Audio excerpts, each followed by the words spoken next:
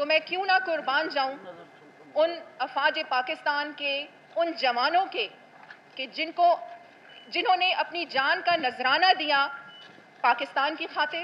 اس سرزمین کی خراج تحسین پیش کروں گی اپنی پاک افواج کو اور اپنے شہداء کو. پاکستان زندہ باد، پاک افواج پائندہ. الرحمن الرحیم. وکفا باللہ ولیٰ وکفا باللہ نصیرا.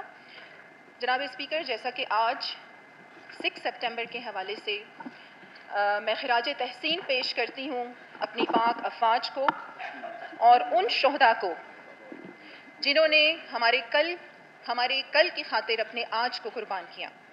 جناب اسپیکر، بہت الارمنگ سچویشن میں دیکھ رہی ہوں پاکستان میں کہ جس طریقے سے ڈیجیٹل دہشت گردی، فیک پروپیگنڈا اور سوشل میڈیا پر جھوٹی خبریں پھیلائی جا رہی ہیں ہمارے اداروں کے خلاف، ہماری پاک افواج کے خلاف.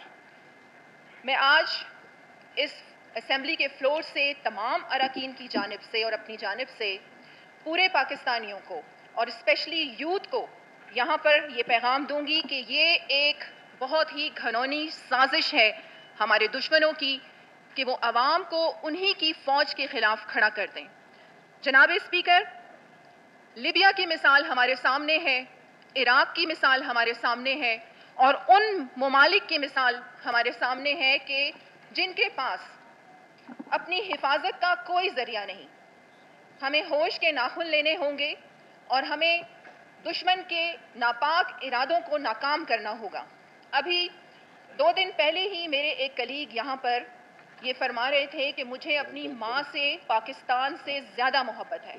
تو میں کیوں نہ قربان جاؤں ان افواج پاکستان کے ان جوانوں کے کہ جنہوں نے اپنی جان کا نذرانہ دیا پاکستان کی خاطر، اس سرزمین کی خاطر، اور جن کو پاکستان سے زیادہ محبت ہے اپنے ماں باپ سے بڑھ کے، اپنے رشتہ داروں سے بڑھ کے اور اپنی اولاد سے بڑھ کے.